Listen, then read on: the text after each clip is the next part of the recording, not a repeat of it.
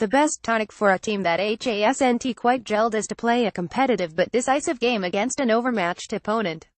In the case of the Golden State Warriors, coming off an opening night loss to the Rockets, a sloppy win over the Pelicans, and an emotional and ejection-laden loss to the Grizzlies in the Grindhouse, their road-trip-ending matchup against the Dallas Mavericks was just the ticket. The Dubs roared off to a fast start, shot themselves in the foot for a quarter, and were tested just enough by the Mavs to rouse their competitive juices, eventually winning going away by a score of 133,103. Before I dive into my thoughts, some disclosures are in order. My DVR remains inoperable, rendered toothless by the quirks of nature and satellite dish positioning. That fact, combined with a long day at work, means my knowledge of this game comes from watching highlights on various platforms and cobbling together impressions via the various other writers who did indeed manage to watch the game. As such, take any and all observations with a pinch of salt. The Warriors were victorious by virtue of dominating statistical performances from their Big Four. Stephen Curry led all scorers with 29 points, and he furthered his counting stats with 8 assists, 4 steals, and 6 turnovers. Kevin Durant was right behind Steph with 25 points, 8 boards, 6 assists, and a block, while Klay Thompson added 21 points, 4 rebounds, and 3 assists. Meanwhile, Draymond Green continued playing mind games, angrily denying Dennis Smith Jr. at the rim and telling the rookie that he'd never dunk on him. His final stat line included 10 points, 7 boards, 8 dimes, 2 steals, and a block. Each member of the starting lineup for the Dubs was at least 17 in his time on the floor. Zaza Pachulia in particular put together one of the funnier box scores I've seen, scoring just 2 points and grabbing 7 boards but somehow ending up 22 in his 14 minutes of play. The counting stats, however, obscure a number of continuing trends that will need to be ironed out.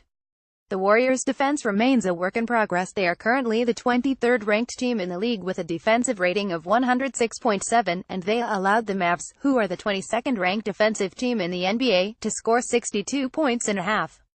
The Dubs did batten down the hatches in the second half, holding the Mavs to 37% and 27% shooting in the third and fourth periods respectively, but the team's defensive focus, communication, and intensity seemed to come and go, much like my satellite signal.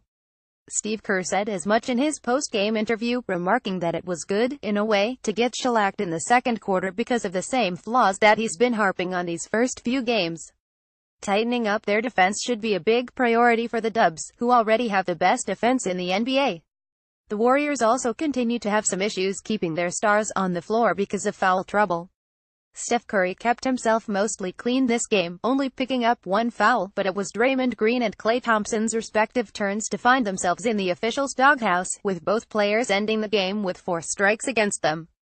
Klay picked up his second and third early in the second quarter, perhaps foreshadowing the Warriors letting the Mavericks go on a 229 run that got them back into the game, and Draymond Green nabbed his second late in the second quarter and his third and fourth in the third.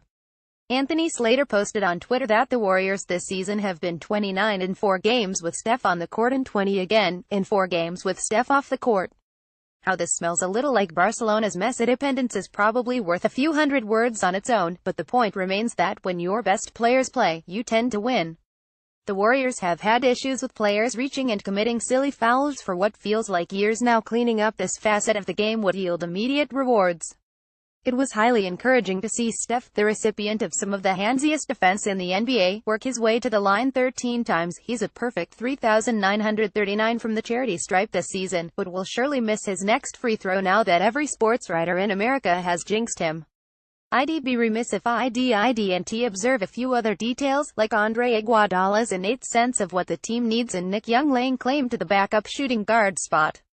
But the biggest highlight of the night unquestionably belongs to Jordan Bell, who turned Rick Carlisle purple and made a mush with his breakaway self-alley-oop. Jordan Bell just did so many amazing things on this play, and I want to see more of this stuff. Picked out Twitter.com pick 4 boot Drew Schiller at Drews Hiller October 24, 2017. Bell, in his first ever NBA road trip, was a bench-leading 14 in just 9.5 minutes of play, and he's already imbibed the essentials of arrogant SZN. We can now spend the next week watching sports personalities blabber about Bell's lack of respect for the sanctity of the game of basketball, just after they lose interest in blabbering about Steph Curry throwing his mouthpiece. The Mavs, for their part, looked every bit like an 0-4 team, with their entire starting lineup a minimum of 20 yikes. Other than Wesley Matthews, who canned a trio of triples, the rest of the Mavs struggled, with the team shooting just 39.6% from the field to the Warriors' 55.8% and finishing with just 21 assists to the Warriors' 33.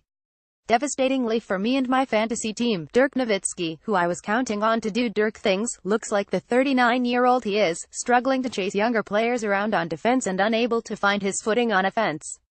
It is hard to see how the Mavs escape their current pit of mediocrity without blowing it all up. All in all, the Warriors took care of business and evened their record at 2 wins and 2 losses. While they are far from a finished product, they look to be taking steps in the right direction. In a funny turn of events, the results don't really matter so much as the process and the team's overall trajectory. The Raptors are up next at home on Wednesday night.